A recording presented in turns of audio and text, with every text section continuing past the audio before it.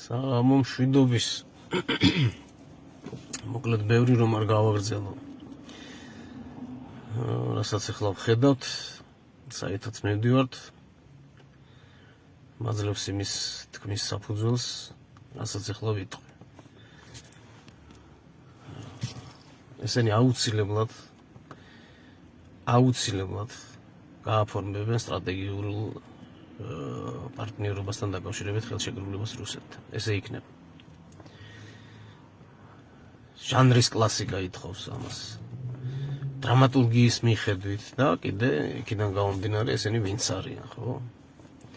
მანდიდან გამომდინარე ესე გააკეთებენ აუცილებლად. რკინიგზასაც გახსნიან რუსეთთან, სოხუმით, სხვათა შორის, ალბათ სხვა არ გვაქვს.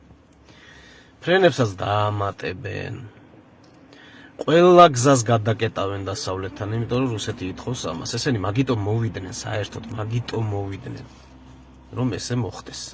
დაიწყეს ნელ-ნელა და 12 წლის მანძილზე მიგვიყვანეს აქამდე.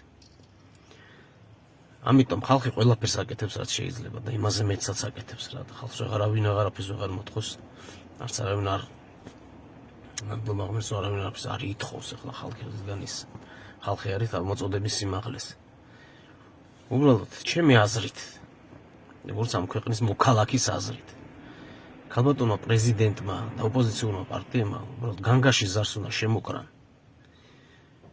და მარტო სავიზო რეჟიმის დაწესება კი არ კმარა სანქციების სახით ამ კოცებზე. და კიდე ის აინახე ტრამპი რას გიზავთ, მაგის ძახილი. ტრამპი ჩვეულებრივი ვაჭარი აგერ ხედავთ ხო უკრაინასთან.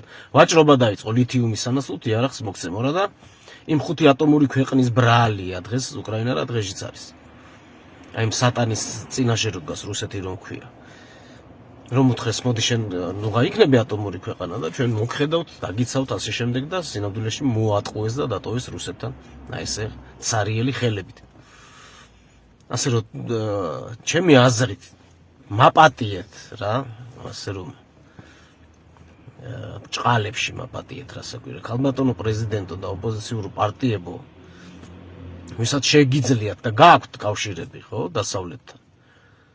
არ ვიცი, ალბათ იქ უნდა გეძინოთ, შიმშილობდეთ, ყვიროდეთ, კიოდეთ, იმიტომ რომ გააკეთებს ამას. საკოცეთი იზავს ამას. ბაზებს გაახსნევინებს ხალხო, მაგიტომ მოვიდნენ. ამიტომ მოვიდნენ ხელისუფლებაში. ამიტომ იყიდეს ხალხი აქ. არ ვიცი, კიდე რა უნდა გააკეთოს ამ ხალხმა, მეტი აღარ ვიცი, მართლა არ ვიცი. მაგრამ მე სამწუხაროდ ასე იქნება თუ უმკაცრესი სანქციებით და უმკაცრესი ზომებით არ ჩაერია შტატები და ევროკავშირი. სხვანაირად მე არ ვიცი უკვე რა იქნება რა. ამიტომ კიდევ სანამ ჩვენი სტრატეგიული პარტნიორები არიან შტატები და ევროკავშირის ქვეყნები, არ ვიცი, არ უნდა გაჩერდეთ, არ უნდა გაჩუნდეთ რა. დღეს რასაც ვხედავთ, არის მარტო იქიდან მუხარები, აი ნახეთ რა იქნება, არაფერი არ ხდება. არაფერი არ ხდება, უკვე დაიჭერენ, უკვე სახლებიდან დაიწყებენ მალე გამოყვანას, ხო, ყველა ვხედავთ რაც ხდება.